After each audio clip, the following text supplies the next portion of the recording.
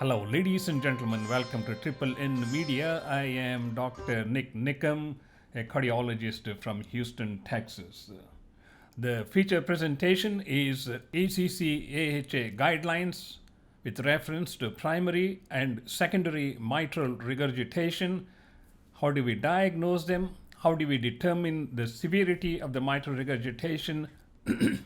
And the recommendations based on the mitral valve structure, function, and severity of the regurgitation. So let us continue with the feature presentation. Mitral valve is one of the most complex organs inside the heart itself. The mitral valve has two main leaflets, namely the anterior leaflet and the posterior leaflets, but that's just the beginning of the whole story. It has the mitral annulus, which can be enlarged in patients with mitral regurgitation. These two leaflets are connected to the papillary muscles, which contract during ventricular systole through the chordae tendineae. Then we also have to consider the left ventricular size, the left ventricular diameter, left ventricular volume, left ventricular ejection fraction.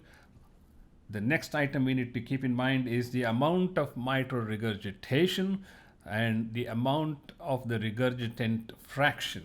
So there are a whole lot of things. We got the anatomical variations, we have the physiological variations, then we have the structural changes related to the mitral regurgitation. All of these things are taken into account before we decide whether the patient would benefit from mitral valve repair or surgery or mitral valve clips.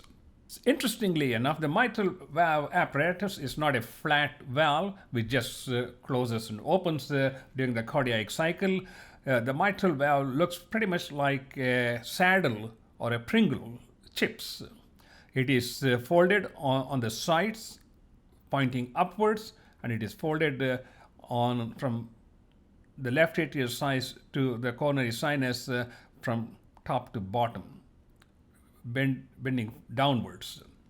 And then, as you can see here, all these chordae tendineae are attached to the papillary muscles. Changes in the morphology, changes in the structure of any one of these things can lead to mitral regurgitation. And of course, dilatation of the mitral ring in patients with severe dilated left ventricular cavity. There is failure of the coaptation of these leaflets, which can lead to mitral regurgitation. Our main aim is to determine the degree of mitral regurgitation and decide whether that patient is a candidate for mitral valve repair or replacement, and if so, what are the criteria for determining that. And majority of the criteria for determining how significant the mitral regurgitation is based upon the advent of the 2D echocardiography, Doppler, pulse Doppler, continuous wave Doppler, along with the transesophageal echocardiography. So this is the main crux of how a determination is made. To this, we can also add CMR, which also gives similar measurements and parameters, plus it also looks at many other factors like the myocardial function and structure itself. We look at the left atrial size, the left atrial volume. We also look at the left ventricular diameter, which is a very important indicator. We look at the left ventricular volume, the mitral regurgitant volume, mitral regurgitant fraction. You can follow my arrows here. Left atrial size and volume, left ventricular dimension, regurgitant volume, regurgitant fraction, and leaflet morphology, and also the mitral annulus.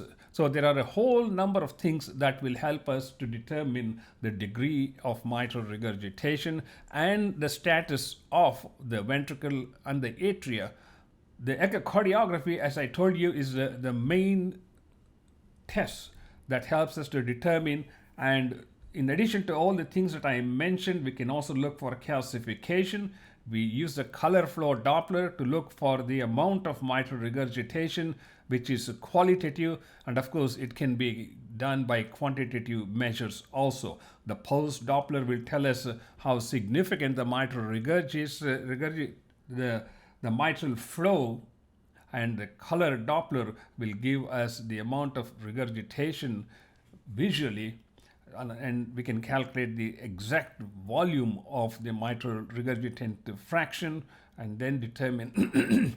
And here are examples of mild mitral regurgitation where the regurgitant volume is covering less than 20% of the left atrium. Here it is almost covering like 40-50% of the left atrium. Here it's completely filling the left atrium in case of a severe mitral regurgitation.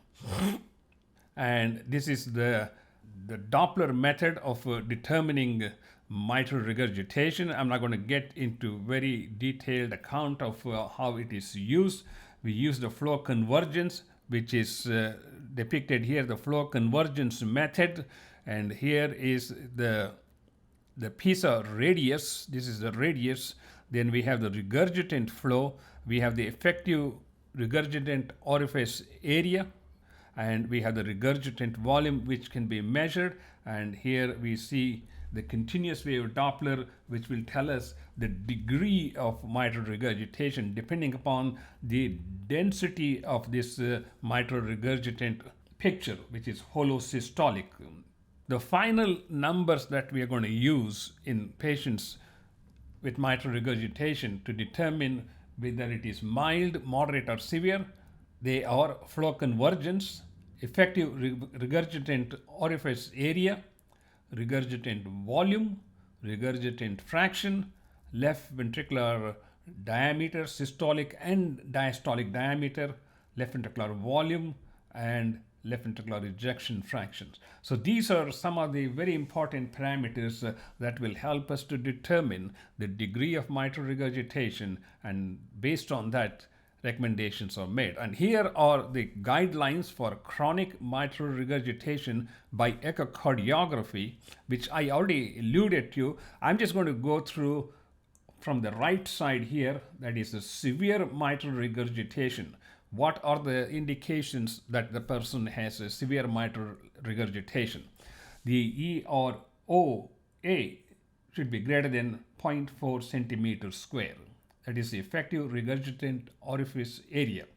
If the regurgitant volume is greater than 60, if the regurgitant fraction is greater than 50%, and you see grade 4 regurgitation on continuous wave Doppler, so these are the indications. If you have two out of three, these 2 or 3 criteria, then we are dealing with severe mitral regurgitation, and these are the patients you are going to send them to the mitral valve intervention. We also need to keep in mind, in addition to just echocardiography, pulse, and Doppler studies, we also include the left ventricular dimension, left ventricular ejection fraction, and left atrial size, all of which play an important role. At the other end, at the other extreme, a mild mitral regurgitation is one which is characterized by EROA of 0.2 compared to 0.4 here, regurgitant volume of 30 ml, 30% grade 1 mitral regurgitation. So this is something you just observe. Then we have moderate one, like grade 2, grade 3, which are depicted here by changes in the regurgitant fraction and the EROA of less than 0.3, and he is less than 0.4. Anything greater than 0.4 is severe mitral regurgitation. If you understand these criteria, because this could be a board question for cardiology fellows, and this will lead you to determine what needs to be done. You can also do transesophageal echocardiography or do CMR, that is cardiac magnetic resonance imaging, which will help you further to make your decision. So what do we do when we see a patient with severe mitral regurgitation? Someone who has a vena contracta of 0.7 centimeter, regurgitant volume of greater than 60 ml, regurgitant fraction greater than 50%, ERO greater than 0.4 centimeter, which I showed you in the previous slide. If the person is having symptoms and we proceed with mitral valve surgery. If the person is not a candidate for mitral valve surgery, then we consider transcatheter edge-to-edge mitral valve repair, or TEER, T-E-E-R, TEER, for reducing the mitral regurgitation. And if the patient is going for mitral valve surgery, we need to determine what is the origin, what is the cause of mitral regurgitation. If it's a degenerative mitral valve disease, successful and durable repair is possible, then we proceed with mitral valve repair. But in a case of a rheumatic mitral valve disease, successful and durable repair, if successful and durable repair is possible, we proceed with mitral valve repair. Again, I want to emphasize, in the decades gone by, I've been in practice for 40 years. In the decades gone by, mitral valve replacement was the only option available. But today, with the modern surgical technology, we can replace chordae tendineae, we can repair the mitral valve such that we can preserve the existing structures, avoid a prosthetic valve and all the other problems that go along with the prosthetic valves. On the other hand, if the patient is not having severe symptoms but does have indications of severe mitral regurgitation, we need to look at the normal size left ventricular function. Because if the left ventricular function is normal, these patients can be followed medically with close observation. But the moment the left ventricular ejection begins to drop below 60%, that's an indication the mitral regurgitation has affected the overall left ventricular systolic function, and that's when we need to take into consideration what are we going to do with these patients. The expected surgical mortality is less than 1%, with 95% likelihood of successful with the durable repair without residual mitral regurgitation. If that is the case, then we can proceed with the mitral valve repair at the primary setting. If there is progressive increase in left ventricular size or decrease in left ventricular ejection fraction on at least 3 studies, that's why I said you need to follow up on a consecutive basis. If it is, then we need to consider mitral valve repair, which would be a 2B indication based on the American Heart Association ACC guidelines. Now let's look at mitral regurgitation, secondary mitral regurgitation. We covered this mitral regurgitation primary, and now we're going to look at the secondary mitral regurgitation. When we are dealing with a patient with a secondary mitral regurgitation, we need to first exclude coronary artery disease as a cause for papillary muscle dysfunction or as a cause for mitral regurgitation. If the patient is having severe symptomatic mitral regurgitation, stage D, persistent heart failure, then a mitral valve surgery may be considered, which is a 2B indication. That the evidence is weak. Whereas the patient is symptomatic with severe mitral regurgitation, stage C and B, so it's not far advanced, we can periodically monitor these patients.